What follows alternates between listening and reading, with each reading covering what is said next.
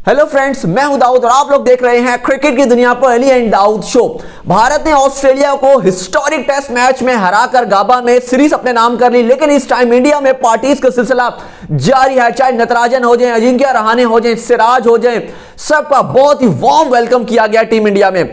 ऐसे में वसीम अकरम का स्टेटमेंट निकल कर आया है सिराज को लेकर और उनका मानना है कि मोहम्मद सिराज की जिस तरह की ऑस्ट्रेलिया में गेंदबाजी रही है, बहुत ही क्लासिक गेंदबाजी उन्होंने किया और उनका मानना यह है कि उन्होंने बहुत से एशियन बॉलर्स के लिए एक सबक भी छोड़ दिया है कि अगर आपने सीना कंट्रीज और स्पेशली ऑस्ट्रेलिया में अगर गेंदबाजी करनी है तो इस तरह की गेंदबाजी कीजिए, इस लाइनअप पे गेंदबाजी कीजिए। और भी काफी कुछ उन्होंने कहा है, उसके बारे में बात करेंगे। इसके बाद बात करेंगे भारत और इंग्लैंड का जो टेस्ट सीरीज है, बड़ी क्रूशियल टेस्ट सीरीज है। एक मार्का तो भारत ने सर कर लिया, लेकिन साथ ही दूसरा मार्का भी तैयार है। चेन्नई और अहमदाबाद में टेस्ट मैचेस खेले जाएंगे। उसके लिए भारत ने तो ऑलरेडी अपना टेस्ट का स्क्वाड अनाउंस कर दिया है। अब लगे हाथों इंग्लैंड टीम ने भी अपना खतरनाक किस्म का स्क्वाड जो अनाउंस किया है। माइकल वॉन का स्टेटमेंट बड़ा इंटरेस्ट होगा, आवाम को बड़ा इंटरेस्ट है कि वो क्या कहते हैं इस बारे में। फिलहाल तो वो भी खामोश हैं, क्योंकि जिस तरह की उनके एनालिसिस रहे थे भारत और ऑस्ट्रेलिया के मैच में, बहुत ही खबरों में रहे थे। और अब तो उनकी अपनी टीम का मैच है, तो अब वो क्या कहते हैं, बड़ा ही सबको इस बात का इंतजार रहेगा।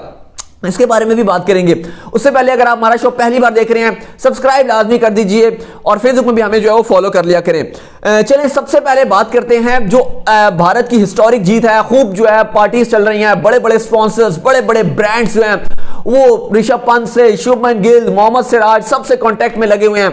ऐसे में निकलकर सिराज प्रेस कॉन्फ्रेंस में भी आए थे कल और काफी मतलब इमोशनल हुए थे अपने फादर को लेकर के।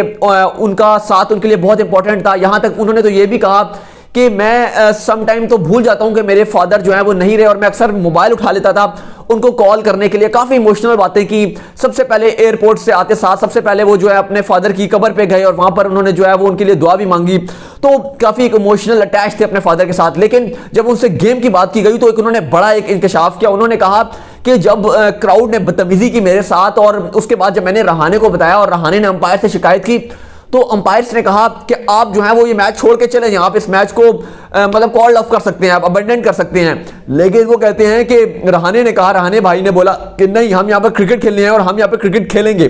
और उसके बाद सिडनी में जो हिस्टोरिक 5वें दिन इंडिया ने बैटिंग की थी, चाहे अश्विन का नाम ले लें, चाहे आप ले लें हनुमा विहारी को ले लें, और जिस तरह से इंडिया ने मैच में दोबारा वापसी की थी, ऑस्ट्रेलियंस को मुंह की खानी पड़ गई थी। इसके हवाले से ही आज जो है वो बड़ा स्टेटमेंट निकल कर आया है वसीम अकरम का।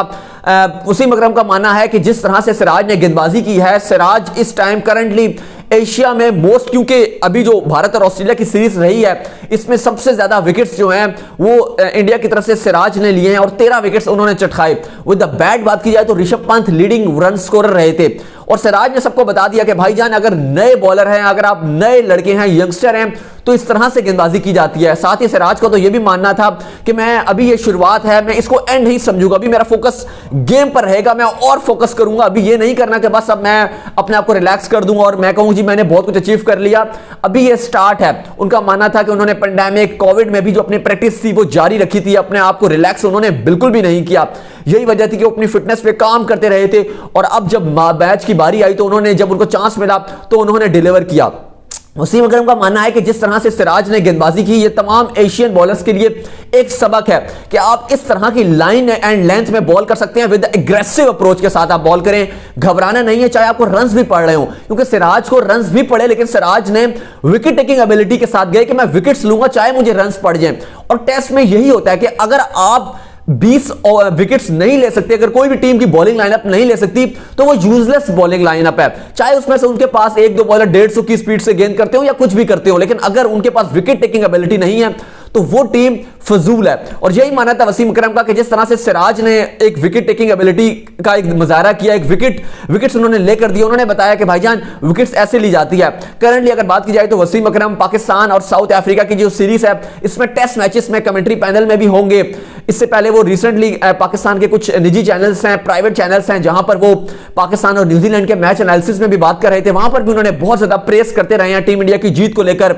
उनका मानना था जिस तरह से इंडिया ने जीत हासिल किया, ये बहुत ही बहादुरी की मिसाल कायम किया और उन्होंने माना था कि मेरे पास अल्फाज नहीं है इंडिया की इस प्रेस को, इस जीत को प्रेस करने के लिए। उनका मानना था कि जिस तरह इंडिया ने 36 पर रन आउट हुई, 36 पर आउट हो गई और उसके बाद जिस तरह से बिल्ड हुई और पूरी टीम जिस तरह से उठी है, ये मिसाल है सबके लिए।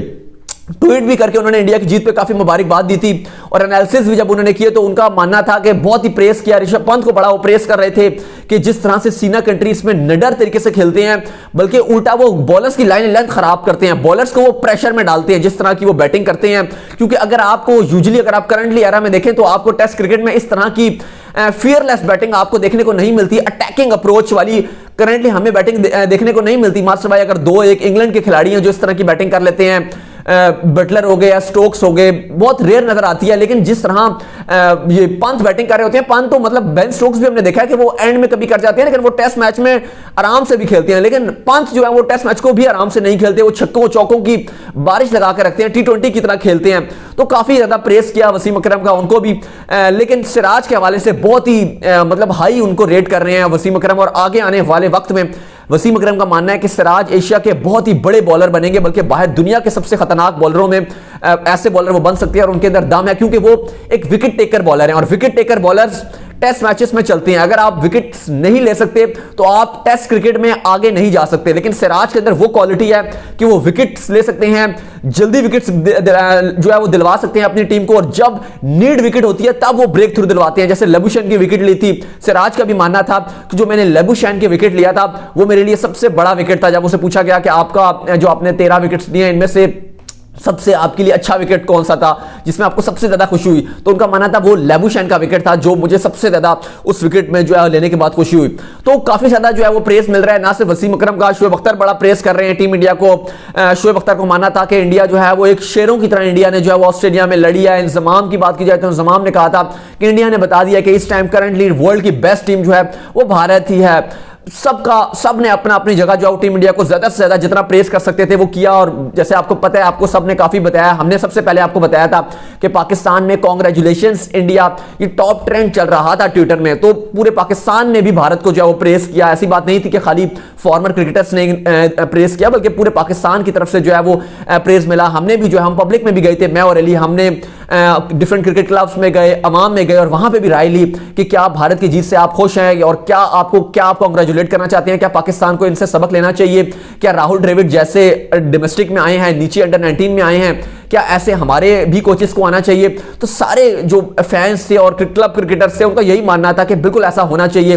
कुछ तो ऐसे भी थे जो कह रहे थे जी कि हम इंडिया की जीत से खुश नहीं हुए। उन्होंने, जाहिर है सबकी अपनी अपनी है, हर जगह हर अपनी राय रखते हैं, तो डिफरेंट लोगों की डिफरेंट जो है वो राय थी, लेकिन हमने कोई इस तरह नहीं किया कि हम हमने जो एक्चुअली जिस तरह के इंटरव्यूज से हमने वही चलाए।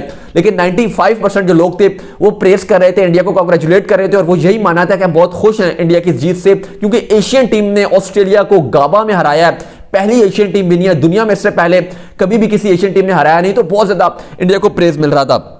चलें अब बात कर लेते हैं सेकंड नंबर पे भारत का और इंग्लैंड की जो सीरीज स्टार्ट हो रही है 5 फरवरी से चेन्नई में। उसका स्क्वाड इंग्लैंड ने अनाउंस कर दिया, बड़ा खतरनाक स्क्वाड अनाउंस किया, क्योंकि श्रीलंका के अगेंस्ट बेंजामिन स्टोक्स और जोफ्रा नहीं थे, दोनों की स्क्वाड में वापसी हो गई है। पहले आपको जल्दी से स्क्वाड पढ़ के बता देता हूं। बात की जाए अगर जॉय रूट की तो वो कप्तानी करेंगे, इसके बाद जोफ्रा आर्चर की वापसी हुई है, मोइन अली होंगे स्क्वाड के अंदर, जेम्स एंडरसन होंगे, बड़ी फॉर्म में नजर आ रहे हैं, इवन बगैर क्लाउड्स के श्रीलंका में अच्छी गेंदबाजी कर रहे हैं, तो काफी भारत के लिए चैलेंज हो सकते हैं। इसके बाद डॉम बेस होंगे, बड़ी अच्छी स्पिन गेंदबाज हैं, धड़ाधड़ श्रीलंका में विकेट्स ले रहे हैं, पाकिस्तान के अगेंस्ट भी बड़ी अच्छी विकेट्स इन्होंने लिए थे। स्टूट ब्रॉड होंगे, रोरी बर्न्स होंगे, जॉस बटलर होंगे, इसके बाद जैक क्रॉले होंगे, ये बड़ी फॉर्म में नजर आ रहे हैं, पाकिस्तान के अगेंस्ट बड़ी अच्छी इनकी फॉर्म लगी हुई थी।